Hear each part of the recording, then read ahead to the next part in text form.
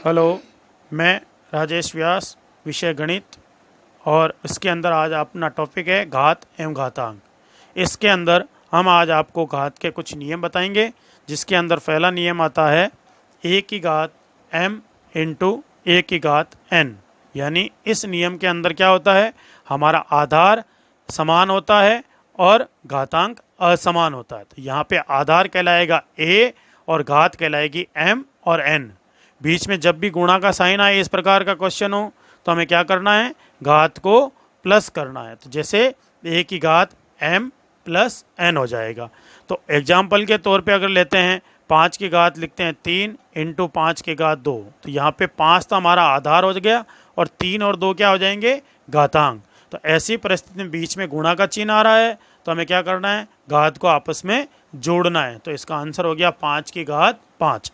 नियम नंबर 2 के अनुसार जब आपका आधार समान है, फिर बीच में गुणा के स्थान पर यहाँ पे भाग आ जाता है, तो ऐसी परिस्थिति में इस क्या किया जाएगा, घातांक को आपस में घटाया जाएगा। तो कैसे होगा, a की घात m डिवाइड a की घात n। तो इसका सॉल्यूशन होगा a की घात m माइनस n।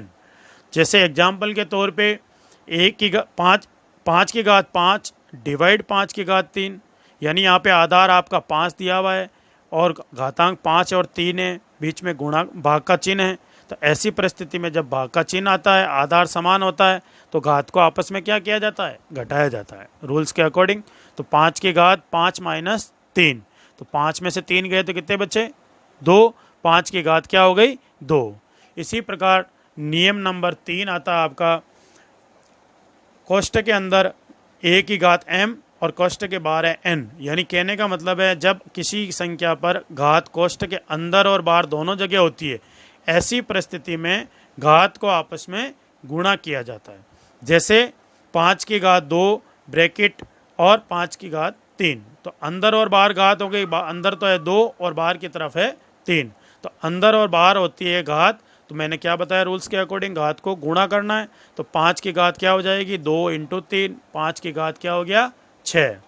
इसी प्रकार नियम नंबर 4 होता है a की घात m इंटू b की घात m। यहाँ पर आधार असमान है। अभी तक हमने जो ऊपर वाले जो 3 नियम देखे हैं उनमें आधार समान था, लेकिन यहाँ पर अब आपका आधार असमान आ गया और घात समान आ गई। तो आधार असमान और घात समान होती है और बीच में गुणा का चिन्ह होता है, तो हम क्या करते हैं, आधार का तो आपस में कर देते हैं गुणा और घात वो की वही लगा दी जाती है। जैसे यहाँ आधार a और b है, तो a इंटू b की घात m।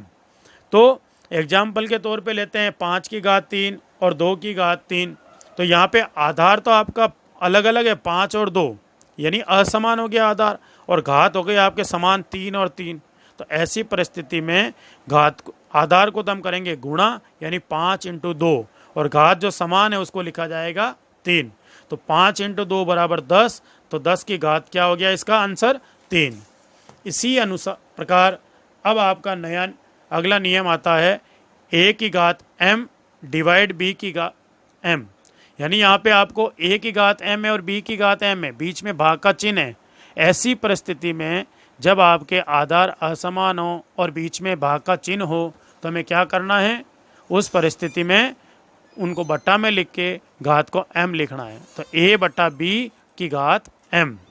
तो यहाँ पे क्या हो गया, जैसे उदाहरण के तौर पे हम ले रहे हैं 20 की घात 3 डिवाइड 5 की घात 3। तो दोनों का आधार असमान है, एक जगह तो आधार है 20, एक जगह आधार क्या अपना 5।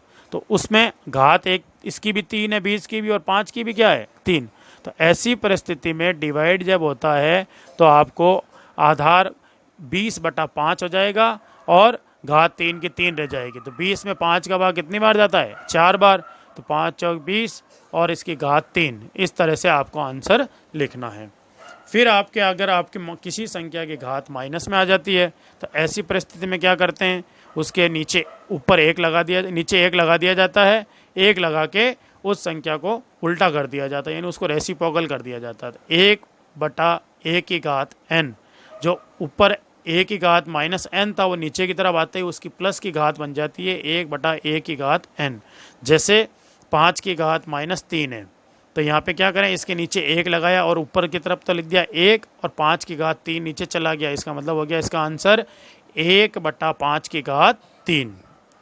फिर नियम 7 आता है जब किसी संख्या की घात 0 होती है, जैसे a की घात 0, तो उसका आंसर हमेशा क्या होगा? 1। यानी किसी भी संख्या पर घात 0 होती है उसका मान सदैव क्या आता है? 1। जैसे 5 की घात 0, उसका मान भी क्या होगा? 1। तो 5 की घात 0 इंटू 3 की घात 0 इंटू 2 की घात 0, तो तीनों की घात 0 0 लगी है, तो इसका मतलब तीनों का मान 1 इंटू 1 इंटू 1, तो तीनों 1 को कितनी बार भी गुणा किया जाए उसका आंसर क्या आता है? 1 आता है। तो इसका आंसर हो गया 1। इसमें भी अगर एक अलग उदाहरण देखा जाए, 5 की घात 0 प्लस 3 की घात 0 प्लस 2 की घात 0, तो यहाँ पर भी इन सब का मान 5 की घात 0 का मान 1, 3 की घात 0 का मान 1, 2 की घात 0 का मान 1, तो 1 प्लस 1 प्लस 1 बराबर क्या हो गया? 3। तो ये कुछ घात के नियम थे। मैं एक बार वापस आपको दोहरान के तौर पे बता रहा हूँ। फर्स्ट नियम आता है आपका, जब आधार समान हो और घातांक अलग अलग हो और बीच में गुणा का चिन्ह लगा हुआ हो तो घात आपस में जुड़ जाती है। तो a की घात m इंटू a की घात n is equal to a की घात m plus n। Rules number 2, जब आपका आधार समान हो और घात असमान हो लेकिन बीच में गुणा की जगह भाग का चिन्ह होता है, तो भाग का चिन्ह होगा बीच में, तो घात को क्या करना है? घटाना है। तो a की घात m माइनस n।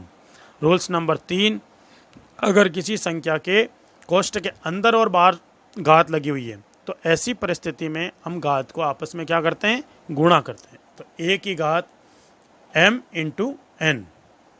फिर नियम 4, जब आपके आधार असमान आ जाते हैं, अभी तक हमारे जो ऊपर नियम देखे थे उनमें आधार समान था, अब आपका आधार असमान हो गया लेकिन क्या हो गई? घात समान हो गई।